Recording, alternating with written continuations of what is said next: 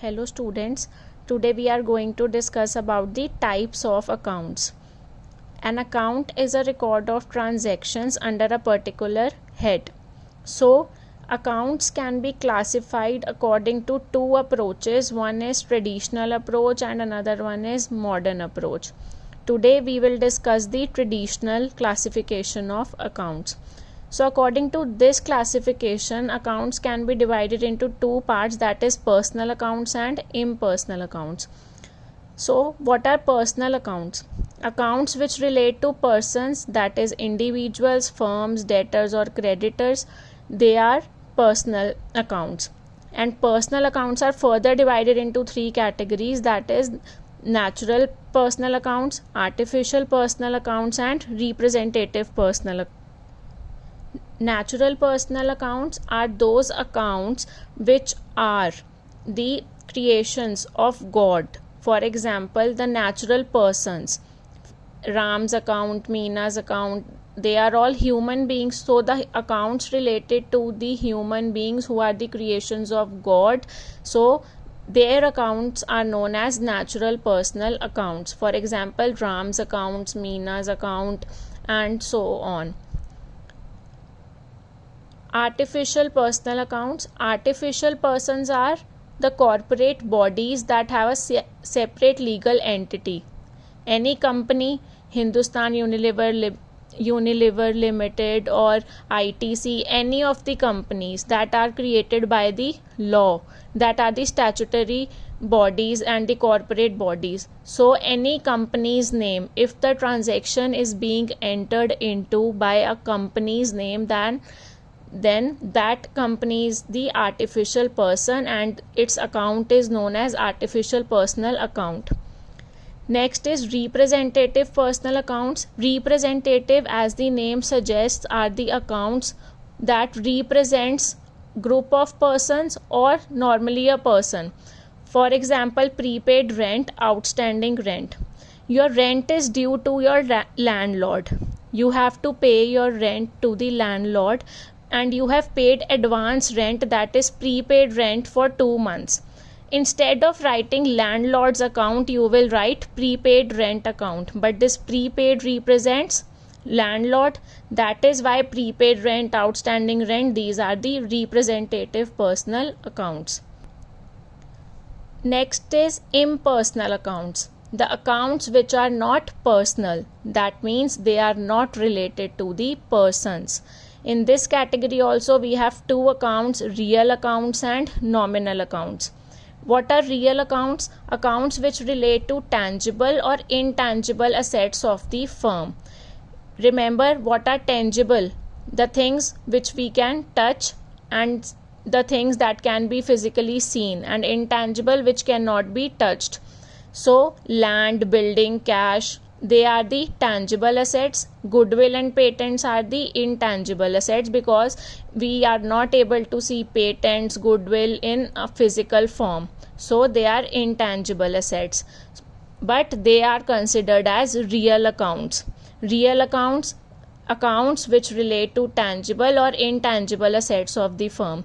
One point is to be noted here, that in these assets, debtors are not included. Debtors are the assets of the company, but we will not include debtors in real accounts because debtors are the personal account. Next is nominal accounts. Accounts which relate to expenses, losses, gains, revenues, etc. If we have spent some money, if we have spent some money, or if I have gained something, I have a loss or a profit, that losses or profits are categorized under nominal accounts. For example, salary is the expense for the company. So any expense, salary is an expense, so it will be considered as nominal account. So examples of nominal accounts are salary account, sales account, commission received. For example, commission received is what? It is an income. Income is also considered as nominal account. So any type of expenses, losses, gains or revenues, they are considered as nominal accounts. Now, one point to note is if a prefix or suffix, that means if a prefix outstanding, prepaid, or accrued is added to a nominal account. For example, salary is a nominal account because it is an expense. But if I write outstanding salary means the salary is due but I have not paid that salary. When the prefix outstanding is added to the nominal account, that is salary in this case, outstanding salary account will be what? Personal account, because it represents a person to whom we have not paid the salary. So this is an important point. If a prefix or suffix outstanding, prepaid, or accrued is added to a nominal account, it becomes a personal account. Next are the rules of debit and credit under this traditional classification of accounts. These are also known as the 3 golden rules of accounting. So we have 3 types of accounts. The main classifications are personal account, real account, and nominal account. So for personal account, the rule is debit the receiver and credit the giver. The one who is receiving something, debit it, and one who is giving, credit it. Real account, debit what comes in and credit what goes out, because real accounts are related to the tangible or intangible assets. So if they are coming into the business, debit them, and if they are going out of the business, credit them. Nominal account, the rule for nominal accounts is debit all expenses and losses and credit all incomes and gains. So in case of any expenses or losses, we have to debit them, and in case of incomes and gains, we have to credit them. Let us understand this with the example. For example, cash paid to Ram. If this is a transaction, cash paid to Ram rupees 10,000. Now firstly we have to identify which 2 accounts are involved. First is cash and second is Ram. Cash and Ram. Cash account and Ram's account.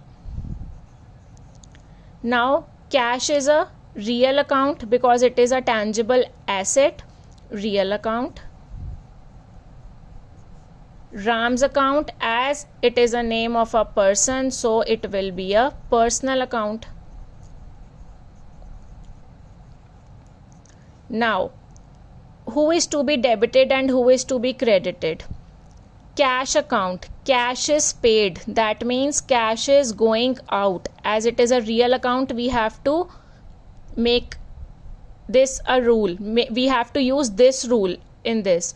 Debit what comes in and credit what goes out. So cash is going out as we are paying the cash, so it will be real account, and it is going out, that means it will be credit, so credit.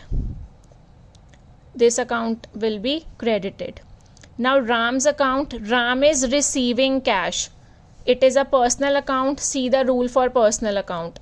Debit the receiver and credit the giver. Ram is receiving the cash and we have to debit the receiver, so his account will be debited.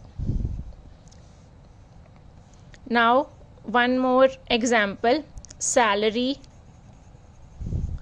paid in cash rupees 20,000. First of all, we have to identify which 2 accounts are involved. First is salary, second is cash, salary account and cash account. Again, cash is going out because we are making the payment. Cash is going out of the business in the form of salary. It is a real account and it is going out. It will be credited. And salary account, salary is a nominal account because it is an expense for the business. Nominal account.